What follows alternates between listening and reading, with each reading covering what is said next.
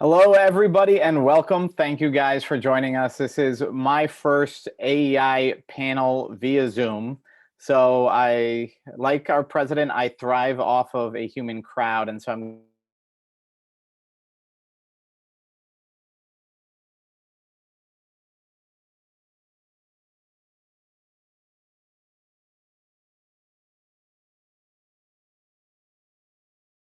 work at Brookings on family, on community has long been very informative for me. Even when I disagree with her, I learn a ton from it. We've got David Brooks, whose work on connecting people through his Weave project, through his New York Times columns, has been incredibly informative, again, both when it comes to community and family. And so when I realized that we wouldn't all be able to get together for discussions, I thought, what I'm going to do is assemble an all-star panel of people who I might not actually be able to get in the room at AEI because now they have nowhere else to be. So that's the good news. The bad news is that since we planned this panel,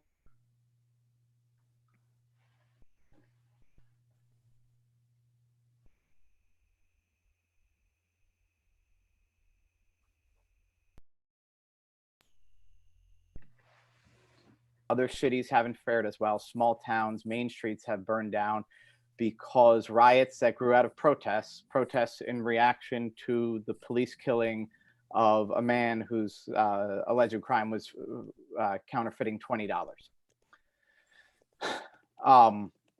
So I've got, I don't know how long my internet's going to be strong here, so I'm just going to cut to the chase. David, I'm going to start with you. When you look at what's happening with the police violence, the protests, the riots, the reactions, what does this say to you about community, about family, and about these lockdowns? Well, my immediate reaction was last week was the worst week of our collective lives. We had 100,000 dead. We had a leader who was not working, and then we had these race riots. So we had and the crime that caused them. And so it seemed like just this incredible make or break moment. I've sort of been watching the pandemic through the lens of social trust. Would we hang together and be trusting? And we entered it with extremely low social trust. And my perception is that we've done way better than I would have expected. We, as communities, have showed up for each other. Norms have shifted. And so I thought, yeah, we're getting through this. And then, of course, because it's America, race happens. And racial injustice happens.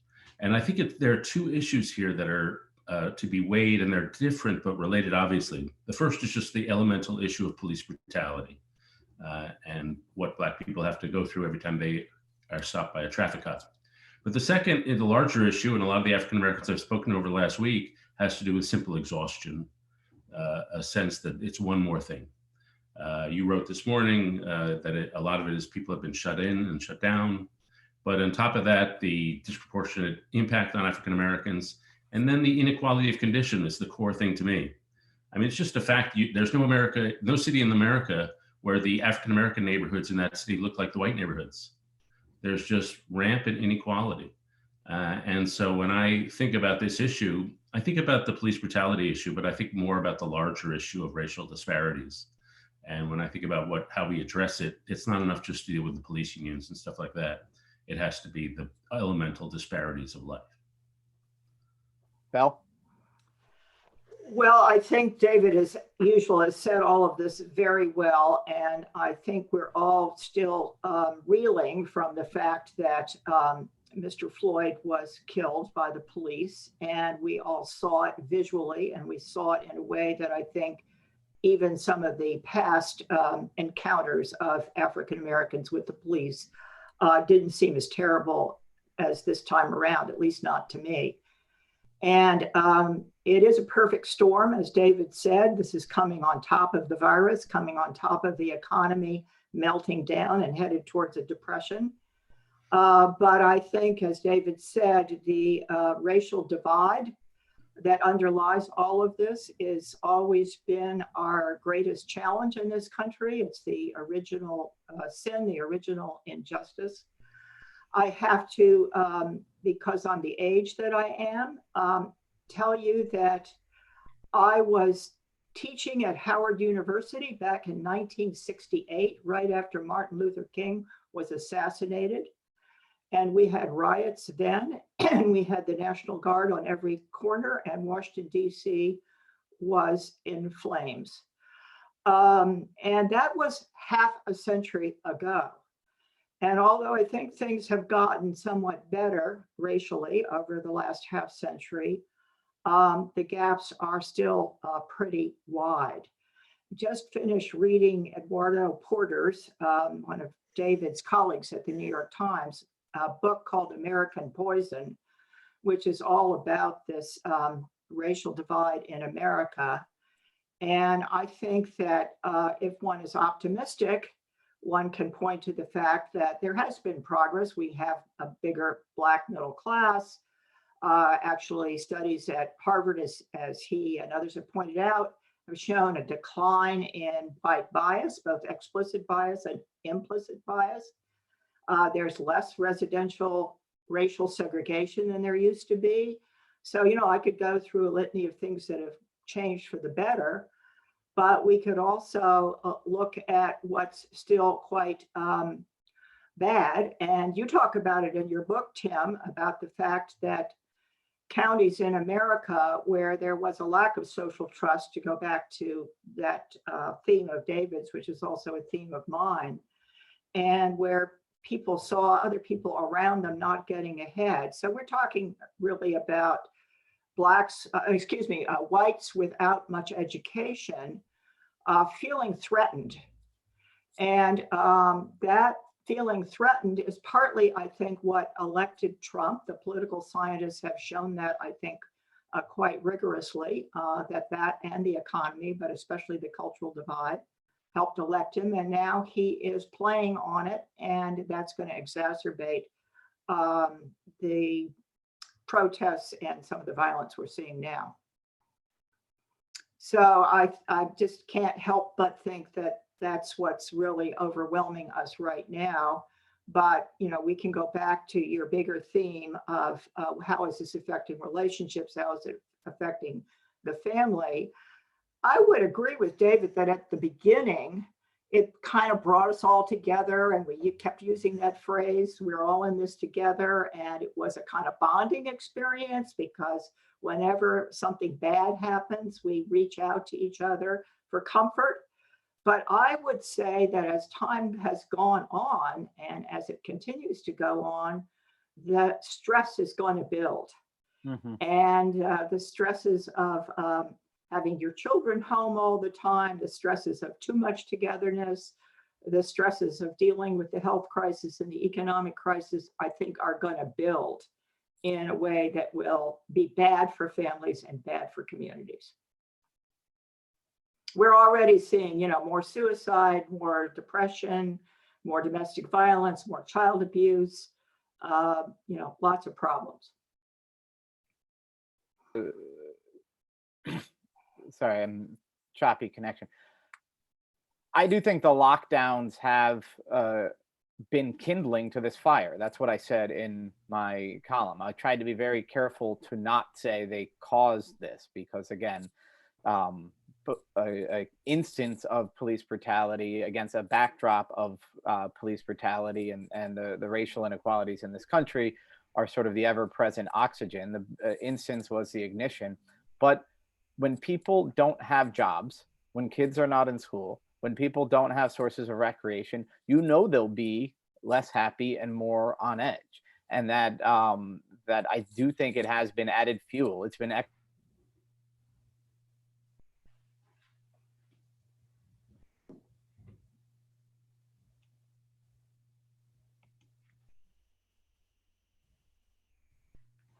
Unfortunately, we're losing you, Tim. Yeah, please go ahead. David, over to you. Okay. Well, I didn't hear the question, but I have an answer anyway. One of the things that occurs to me is that there are three groups in America: extremely low social trust, and in many cases for good reason. The first is African Americans, much less likely to be trusting of institutions of our society, much less likely to be trusting of the general American. And that has certainly earned distrust because America has not been very kind to African Americans. The second group is the group Tim has covered a lot, and we all have, which is uneducated white, the disaffected, say 26%. Very low trust in government, extremely low trust in institutions like the media and everybody else.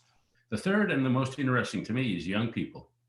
If you ask people Belle's age, my age, do you trust people? We generally say, yeah, in our generation or above, people are pretty trusting, even the boomers who grew up in Vietnam. But if you go down to people under 35 or so, 65% say most people cannot be trusted. 73% say most people can be, are selfish and out for themselves. And so what's interesting to me about this crisis is this is their formative moment. Your view of reality, your view of the world is formed around age 30. And if you happen to grow up in World War II era, you had a very positive view of the world, and you carried high levels of trust, high levels of solidarity with you through the rest of your lives, and you were able to build communities. If you grow up with low trust by 30, as millennials and Gen Z seem to be doing, then they're going to carry that through life. And this episode is the big educational moment for them. And so far, you would have to say, especially if you look at who's out on the streets, it's not been a good episode. I think I tend overall a little more optimistic than Belle about how families are doing. I speak and how communities are doing. You know, I speak to so many families, and a lot of it depends on the age of the kids. People with really young kids are okay. People with adult kids are great. And people with in between are completely stressed by the completely unrealistic expectations the schools have put on them. And it's also highly gendered. I saw some research from Harvard, and they asked men, do you feel closer to your children or more tension with your children? And 60% of men say, I feel closer to my children now. Women have a much different experience because they've got more pressure, because they've got the dual roles that they still fall disproportionately on them. But I overall think we are now locked in families. Millennials are locked in multi-generational families, which I think is a good thing.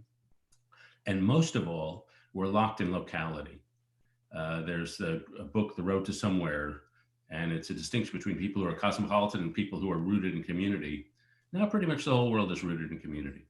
They're rooted in neighborhood. And among the people I've spoken to, there's just a greater sense of knowing your neighbor, a greater sense of paying attention to your block. And so I think on the whole, that's going to be a good thing. And a big shift, especially among the young, a sense that home was just an apartment where you parked your stuff. And now a sense, no, home is actually an emotional and spiritual concept. And the concept of home, I think, has been hit home to everybody. And I do think that's going to yield positive psychological and cultural outcomes for years to come. I could weigh in on this issue of neighborhood. I have been really struck by the fact that people who have big life events, whether it's graduating from school or college, getting married, whether it's needing to go to an elderly parent's funeral or whatever, they are finding ways to do that that are new and that give them a sense of being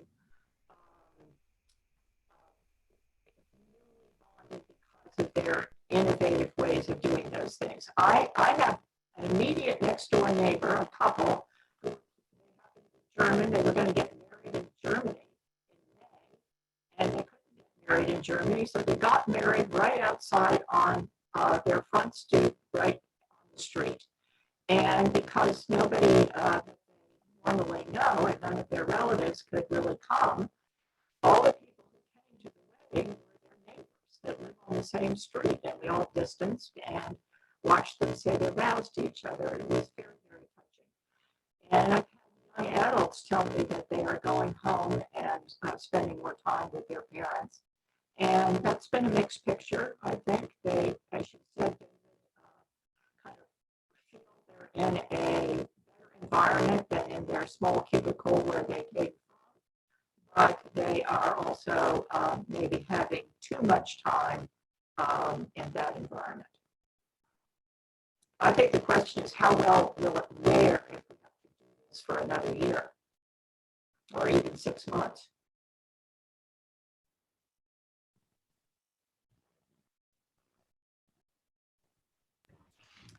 Yeah, just in response to that, people don't form community for the sake of community. It's just not, they don't do it just because the idea of community is a good idea. They do it because they have common needs. And now we have a lot of common needs.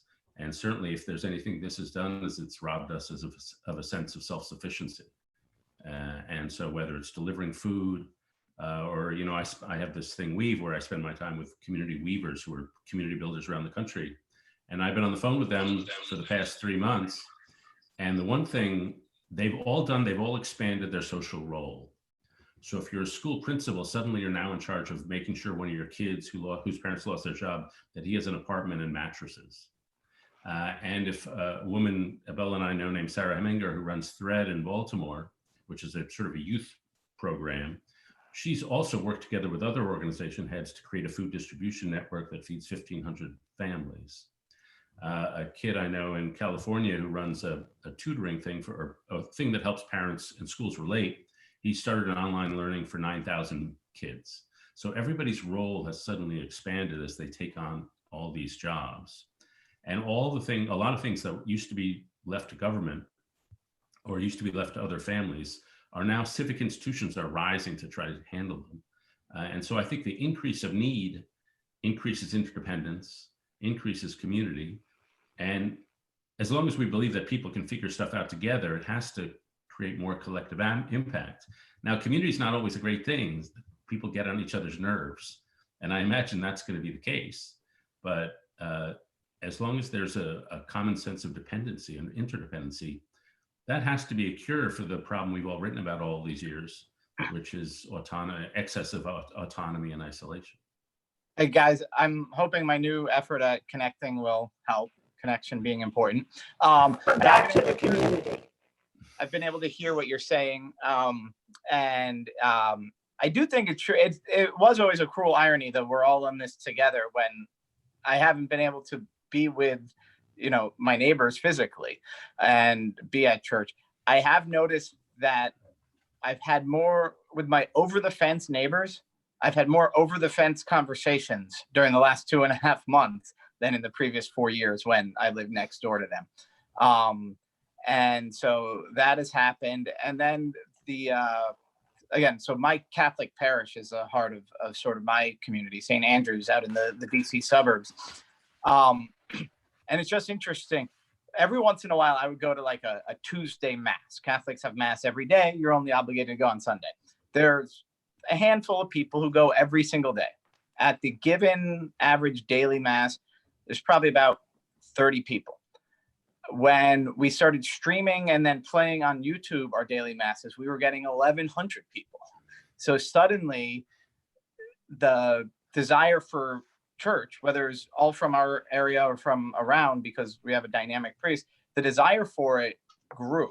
The knowledge that we need each other grows. But what makes me still worry is just, again, we do need each other and we're less likely to bump into our neighbors because we're not walking around Main Street. Maybe we're walking through the gardens more and that's good. But we're less likely to bump into our neighbors because we're not going to Sunday mass, because we're not going to pick up at school and drop off at school, because we're not going to work, where so much of us find modeling, mentoring, role modeling, that kind of thing. And just that the lack of that daily serendipitous person-to-person encounter, I would assume, given what I've found and come to understand about community, I would assume that has costs. So we have the nice stories, but could we see, so if we wanted to test that hypothesis, what would you look for? What would you ask people on the street? What would you look for in sociological data months from now? I'm going to argue that this is a short-term effect, that the positive stuff that you both alluded to, the short-term effect, it's there, and we can all give examples of it. But I would point to the trends in social trust and trusted institutions. And whether you look at long-term data on trust in other individuals or long-term trends in trusted institutions, especially the government, but many other institutions as well, the media, churches, etc., that trust has been declining for some decades now, with a couple of blips. You know, around 9/11, for example, there was a definite 9/11 effect. When a threat comes to the nation as a whole, people respond in a positive way and reach out to others, and they understand that they need to rally around the flag, and maybe they need government more. And it dissipates rather rapidly. And I would expect that's what's going to happen again. Very conditional, of course, on what happens in November.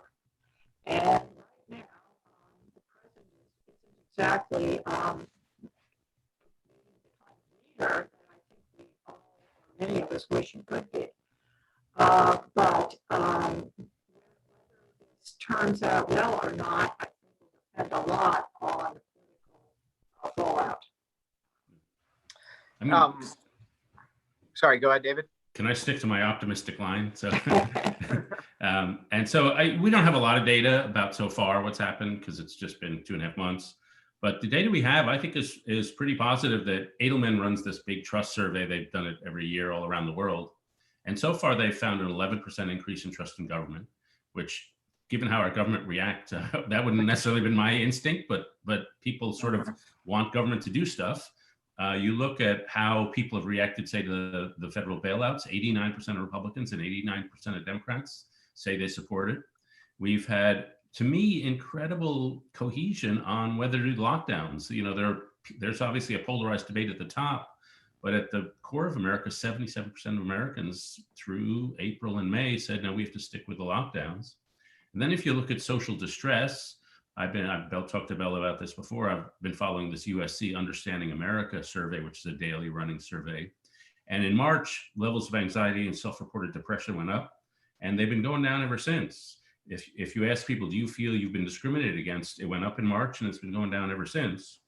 And then the group More in Common, a guy named Tim Dixon, is doing daily focus groups. And he tells me most people are tuning out the politics and looking around to their neighbors for how to act. And he says there's way more positivity. The number one subjects is like the local restaurant that get turned into a soup kitchen, the local church that's doing this and that. If you ask people, do you think we're more united or divided? It's 42% say we're more united and only 23% say we're more divided. So to me, we don't have a lot of data. Hopefully we'll get more as the weeks go by. But so far, the data is pretty good. And it could all turn down. And it's curious to me what will happen as this becomes more of an economic story and less of a health story, and what the economic recession will do to us. So that could certainly erode trust. It certainly, you would think it would lead to a rise in suicide, but it didn't in the Great Depression. And it all depends on what happens. And then the final point I just want to make, Tim, about church, why I've noticed this, churches and synagogues, people are so much happier to go online. And I think a lot of people just feel socially awkward going to church, because there's that moment when you're passing the peace, or you have to say hello to your neighbor, and like, that's so awkward, I don't want to go. So there has to be services for loners, so they'll induce them to go. Yeah, no, I'm not a handshaker, hugger, anything during Mass. I'm spiritually a bit of a loner, but definitely socially an extrovert. But on one of the things I want to talk about, David, your article that struck a nerve with me, the nuclear family was a mistake. A great headline, made sure I absolutely had to read it. I kind of heard you talking about it before, so I knew where you were going. I'm as pro-family as, guys get, but working on my book, etc., seeing it takes a village could have been something a conservative would have said. And then the lockdown happens. And the reason I'm at work at the Examiner right now with its subpar internet connection is because it's too hard for me to get work done at home. We have 6 kids, our dogs, me, my wife, like the kids trying to study. I've had to say to them, no, Meg, I know it looks like I'm here, but I'm not. And it's really unnerving for them to have dad home and ignoring them. It's really unnerving for me to be home and not be able to do the dad stuff I like to do, the husband stuff, etc.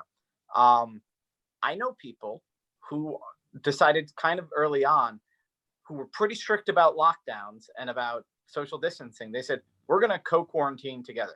2 families next door. None of us are going into the office. None of us are riding public transit. None of us have essential jobs. Just we're one family unit.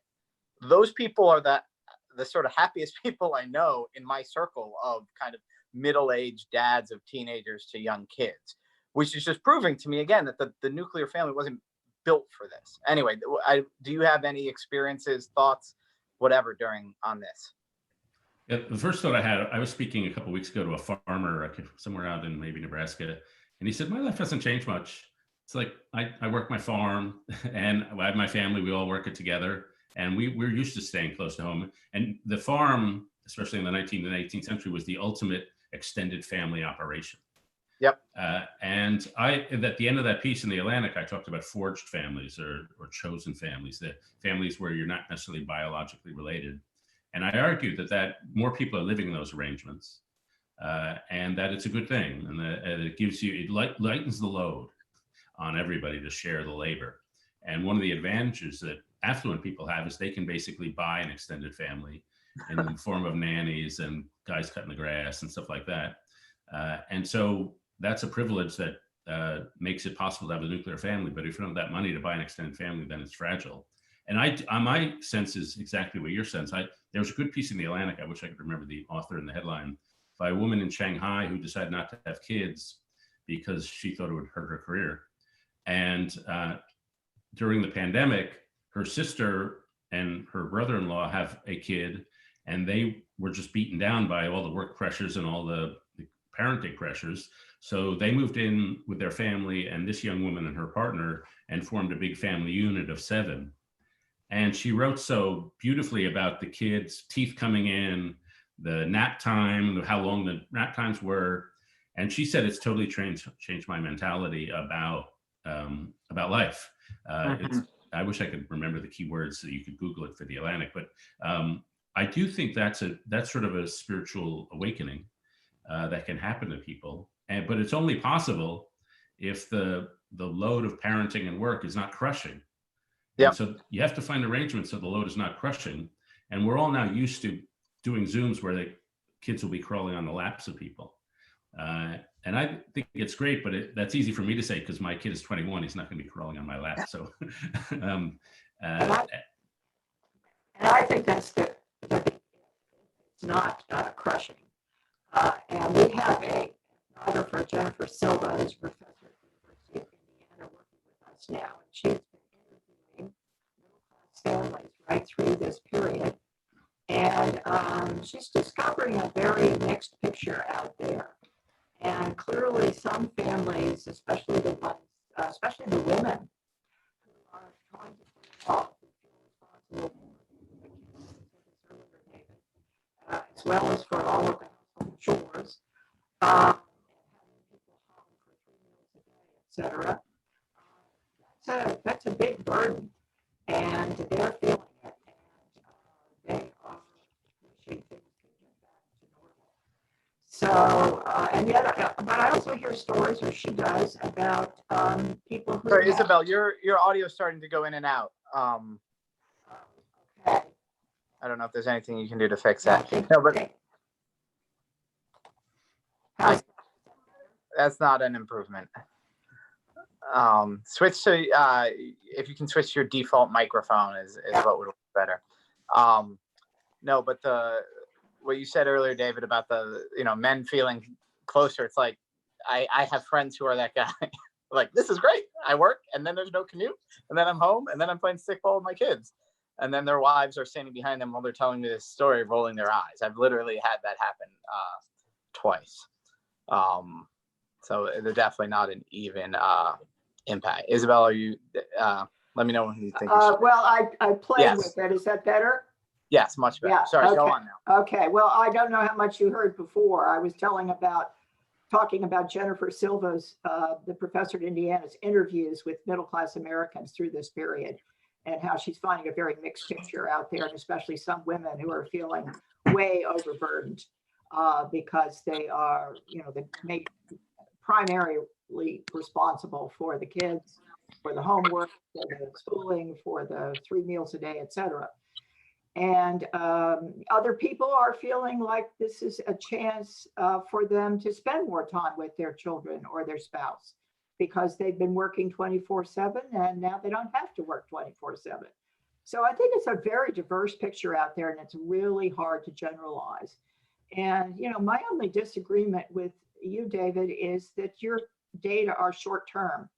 And I'm expecting that it's going to be a lot like 9/11, that we see this pop up of good news that then erodes again over time. So I think we have to talk more about how do we restore social trust more generally. And I think because we've changed so rapidly as a society, especially in demographic terms, that there is a sense of people not being able to adjust, people, especially this less educated white group, feeling under threat. And that is going to be a continuing problem. But the other thing I would say is that I think a lot of progressives, on the other hand, are now saying, we've had a crisis. A crisis is an opportunity. We can build it back better, to use Andrew Cuomo's phrase. And they're very hopeful right now. And it remains to be seen whether the kind of progressive ideas that they're pushing to build it back better will ever come to fruition or not. And that depends on our politics. Well, I want to talking about take at least a few more minutes on the police and racial issues that are behind what we're seeing now. The first reactions of sort of Washington policy people when we see this is to think, how can we fix it? And a lot of the lists amount to regulating cops. And a lot of these regulations, or taking away qualified immunity or other things, are probably almost certainly necessary, that some of them would improve things. But I'm the kind of conservative who, when I see a problem, thinks maybe a government regulation isn't the first solution. And maybe there's an ecological problem. And I think, David, you might have hinted at this earlier. Again, not to say that we don't need different rules on police and that different systems in different police departments haven't had an effect.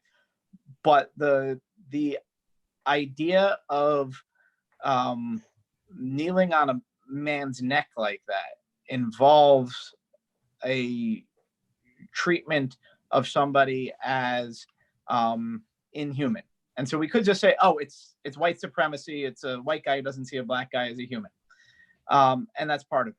But I also think that I just think of the cops, you know, my friends who are cops who are coaching Little League in the town so that they know the people better, et cetera. That there's got to be something to the old thing that we and Bill Clinton, et cetera, were saying for years, that police being part of a community is going to make things better. And am I wrong? Am I being too sentimental and mushy when I say the first step has got to be integrating, making people see their police as neighbors, and neighbors see the people in their town, and police see the people in their town as neighbors as well? Yeah, well, I do think community policing has proven beneficial overall. I think the militarization of the police has set people back. I was a police reporter for a while, and I left the University of Chicago and went to the Chicago Police Force. And I remember thinking first that the detectives I met in the Chicago Police Force were just as smart as my professors at the University of Chicago. They were some very smart people. The second thing I thought, and this was especially about the men, in those days, mostly men in blue, in uniform, was that 80% of them were just wonderful people.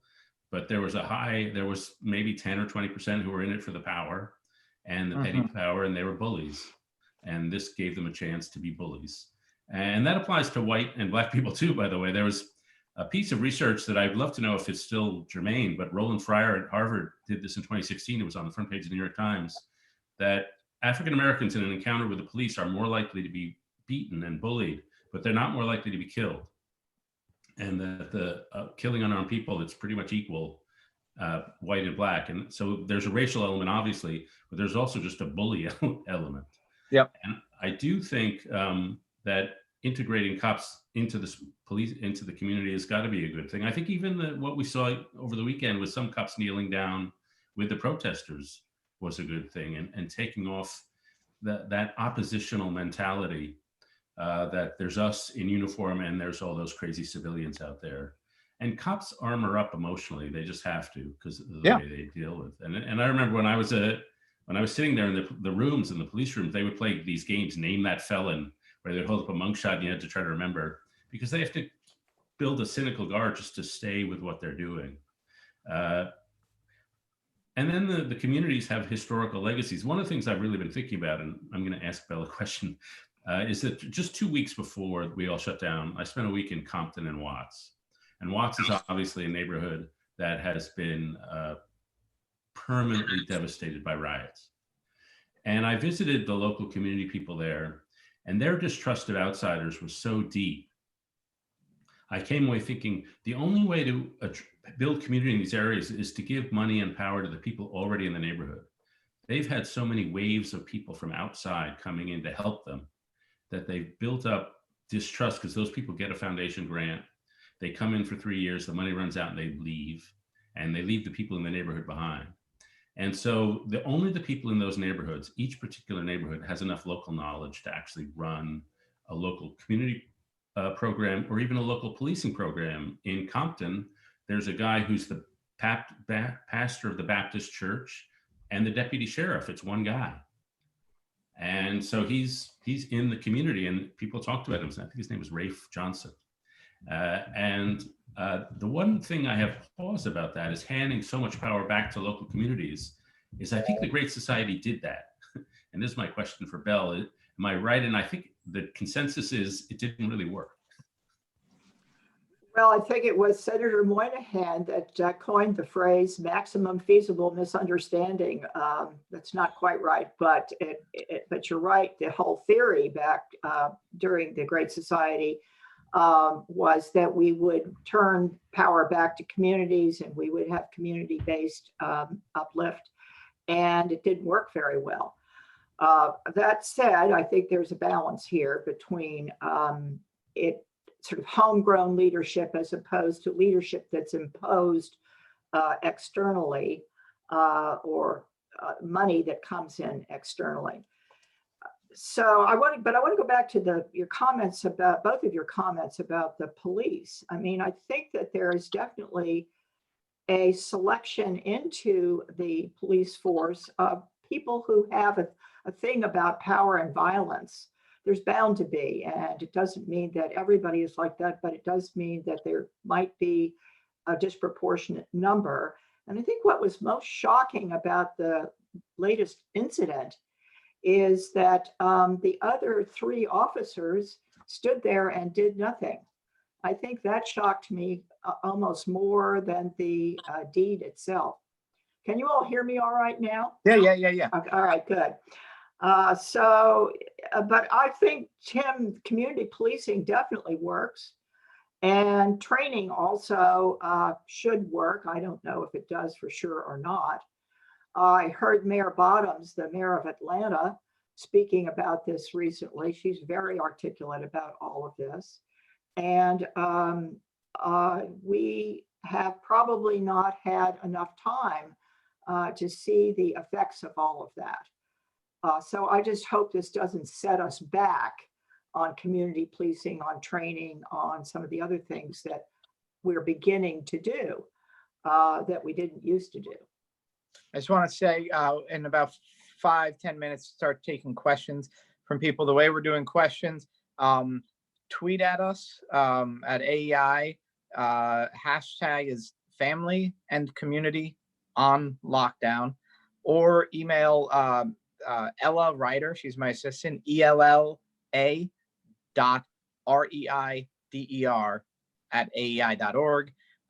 If you tweet at me, I'll try to call it up on my my laptop as well, and introduce questions. So I guess so, to bring it all a little bit all together, one of the main problems, depressing things I found in the last few years of looking at communities in America is two disadvantages that you find for minorities. One is we just don't have a lot of really diverse, cohesive communities. Robert Putnam's argument was that diversity dissolves community cohesion. Even the people who responded to him said, no, it's not diversity. It's a temporary thing. It's the change that does it. So whether it's gentrification or immigration or whatever it is, when people's old communities get mixed up, when they're less homogenous, they're less likely to have that tight bond. And I have a lot of explanations I could give on that, et cetera. But you guys have thought about that very well too. The other is that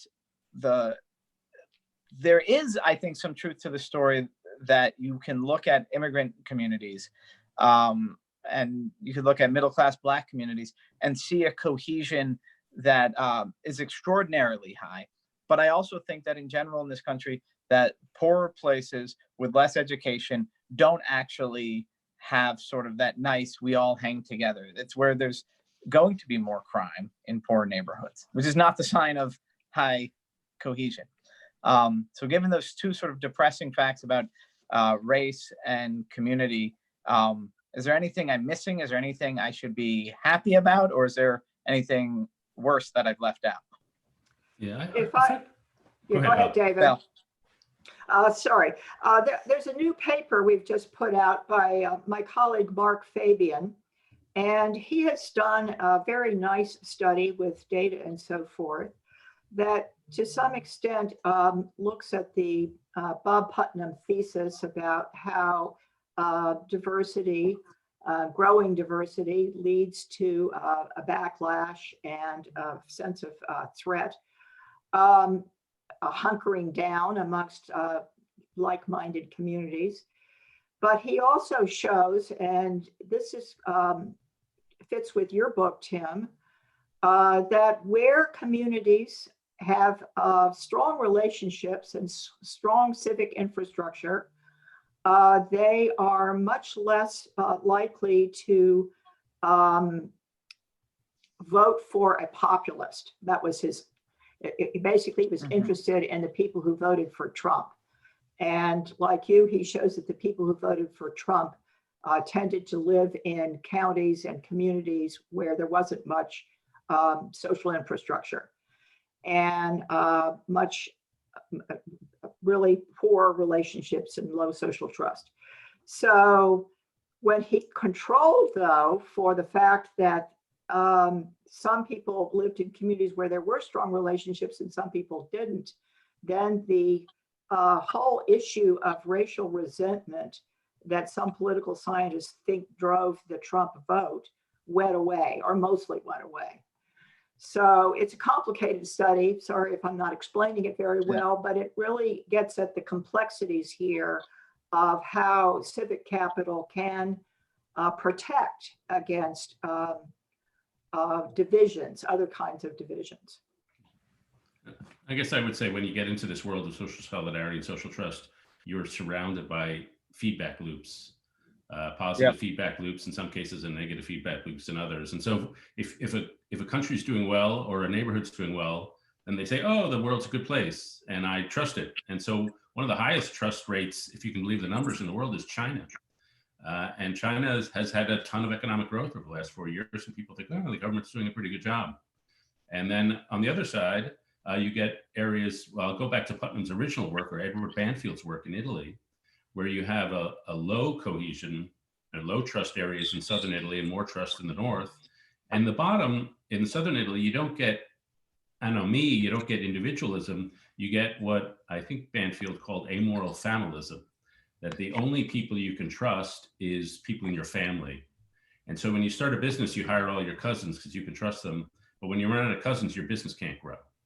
And so it ends up hurting economic growth in southern Italy. And in northern Italy, you trust is more widespread, solidarity is more widespread. And so it grows. So once you start, then you just get all these positive feedback loops. And the second thing I'd say, my reading of the diversity literature, and Putnam I speak to him a fair bit, and he's not hard on the diversity leads to distrust. He talks more in it's a temporary thing. I've learned a ton of this, and I guess I defer to a guy named Kevin Valier who teaches at Bowling Green University. His core point is that it's not diversity that leads to distrust, it's segregation that leads to distrust. Mhm. And if people are in separate, can see each other, but they don't know each other, well, then of course there's going to be high levels of distrust. And so to me, the problem is that we're still way too segregated. And as somebody said, one of you guys said that residential segregation is down, but schooling segregation is up. And so we're just still way too segregated. And I think that was a fault of, well, whites comfortable with living in white areas and the Republican Party self-segregating into a white party. But it's also, I blame a little multiculturalism that put less emphasis. Arthur Schlesinger's last book was called The Disuniting of America. It put less emphasis on integration and more on cultural purity and homogeneity. And I think that also had a very negative effect on the cause of integration. And so I'd say on diversity that the solution is to integrate people. And then you'll build trust once they actually get to know each other, whether it's in churches or neighborhoods or residentially. I really want to just quickly weigh in and say I totally agree with that. And there's a whole theory about this and lots of evidence for it. It's called contact theory, and it's empirically very strong.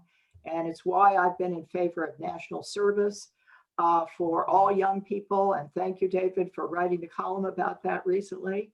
And it's why I think integration, residential, in schools, in national service, and elsewhere has to be a major goal here. Okay, I'm going to go. I've already got a few really good questions, and I have no idea how to answer this first one, so I'm going to throw it to you guys. Leslie cites the findings of the Kerner Commission, appointed to look at the causes of urban riots of the 60s. One of the findings was that people on the streets were typically not the poorest of the poor, but rather those who were beginning to do well and were more likely to be employed. Is this true still? Is this true of what we're seeing this week? Is inequality, economic inequality at least, really at the root, racial inequality? What are your guys' thoughts on that? Well, the first thing is that you do have these revolutions of rising expectations, that the old theory that people begin to really get unhappy when they begin to see possibilities for themselves. I did see a story written about the riots last night in the New York Times, and they interviewed people who were rioter. One was a systems engineer, one was an accountant, and one was a self-declared thought leader. And so, great, it's Washington, D.C. Even our riots are led by accountants. So maybe that's the case. I would say one thing, and I've been cautioned by African-American friends to not see this through the prism of Black rage, to not see this as simply a replication of the riots of '68, that there's a different social dynamic, that there's a lot of people who are protesting against what happened, but that's a lot of in the daytime. And at night, there's a different element, not entirely, it's all mixed up, but a different element of nihilism, both on the right and left, that I'm not sure was there, and I don't know, I'm not sure was there at '68, but the alt-right, the Antifa, those movements are, I think, a new result of a process of nihilism and disassociation. And those elements are now playing a large role, at least at nighttime, with the looting and the violence. It's interesting. I wrote down revolution of rising expectations even before you spoke, David. But I think I want to go back to what's causing these protests. I think it goes beyond race. I think it's that was the spark. But I think that the frustration and the anger is about inequities more broadly and about lack of trust in government. And I think that the fact that so many young people are participating and that it's a very ethnically and racially mixed group that's protesting should tell you something. Actually, when you said earlier that I don't remember if it was the millennials or the Z generation that you think has even less trust, social trust, than older generations. I think on the other hand, what you find amongst the young is much greater acceptance of a multiracial, multi-ethnic society. and also much more interest in seeing some of these larger inequities, economic inequities addressed. So another question here, now that not so much on the riots, the protests, etc., but on the lockdowns and general decaying social trust, general decay, low social cohesion. If you were a local government leader, sort of what would you do? And I've got my libertarian streak where I say I don't want the government being, first of all, on the federal level, I would say there can't be a federal department of community cohesion. And that and on the local level, if you saw your community was strained and not cohesive, or if you saw strains of the shutdown and you wanted to advance cohesion and social trust, what would you do? Have you guys seen examples? Do you have ideas? I have some thoughts. I want to hear from you guys first. Well, I will say that I've seen both Mayor Bowser and Mayor Bottoms from Atlanta, Bowser from Washington, D.C., obviously, on TV recently, and I thought they were stupendous, both of them. And it was wonderful to see them speaking out to their communities in both a way that addressed the frustration and anger and pain that people feel, but also told them that violence was not the answer and that they shouldn't be destroying their cities. So I'm seeing a lot of local leadership right now. Evidently, the president called the governors jerks this morning.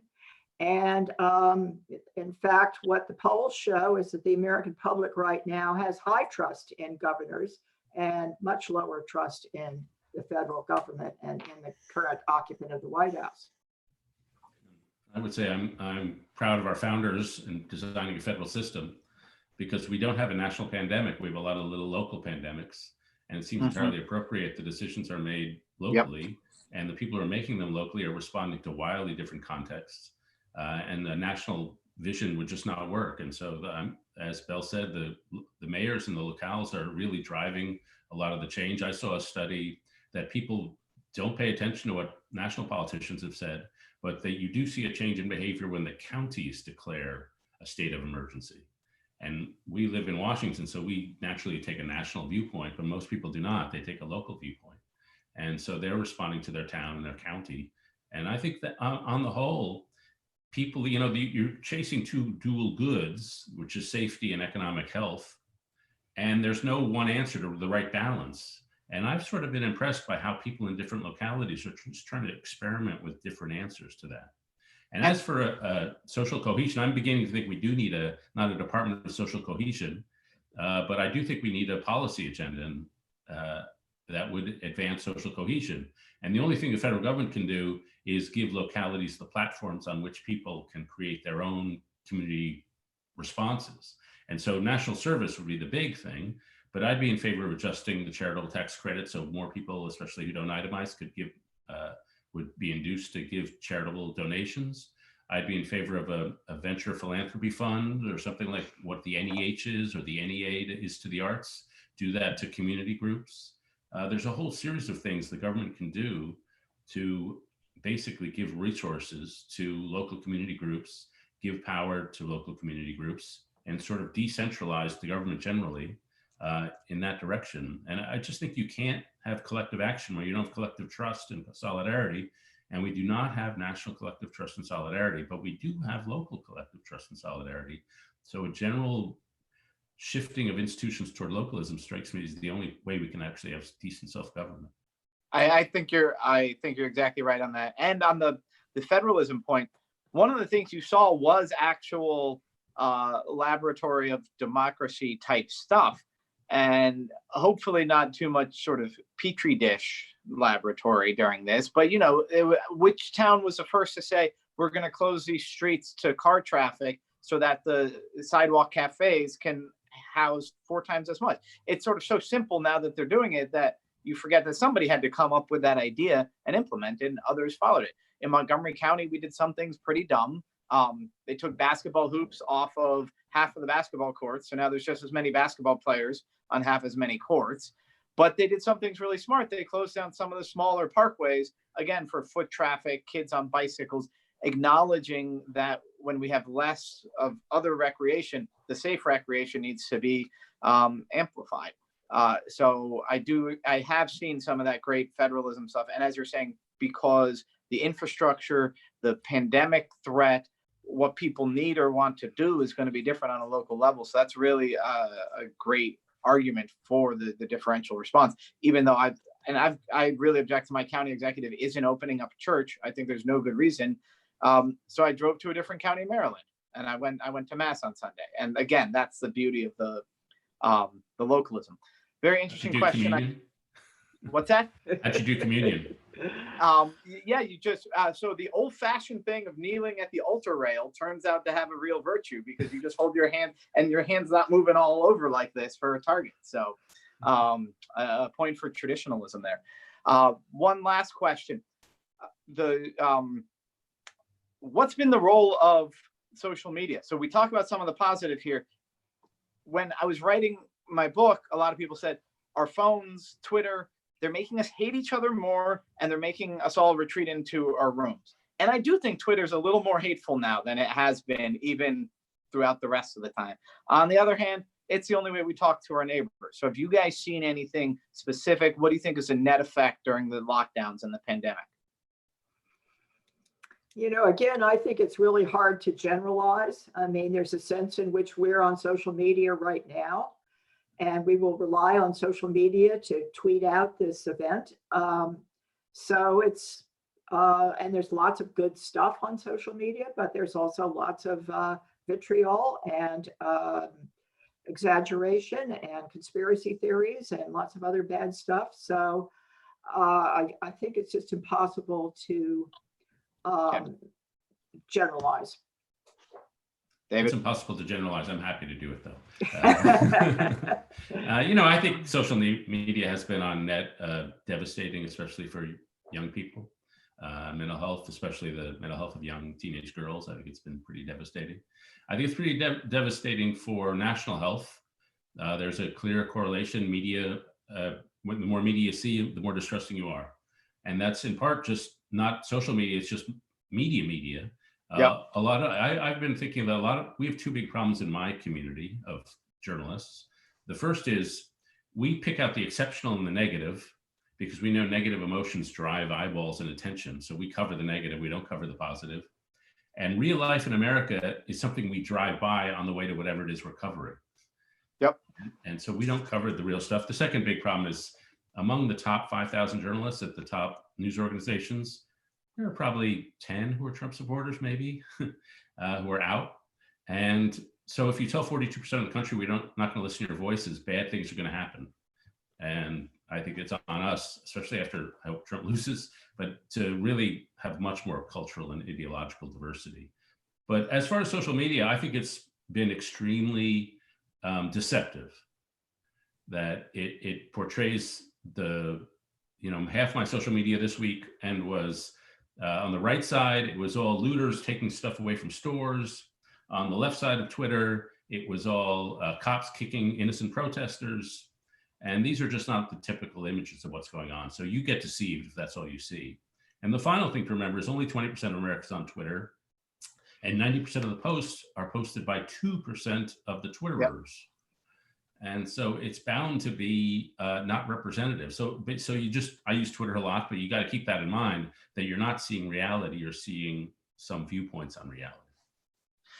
Well, thank you, David. Thank you, Isabel. Thank you, everyone who tuned in. I very much look forward to seeing all of you in person in future soon. I don't think digital community and connectivity can replace real life connectivity and community. And really appreciate you guys tuning in, dealing with some of our technical difficulties. Thanks again to David and Isabel for coming, and see you guys all soon. Thank you. Thank you.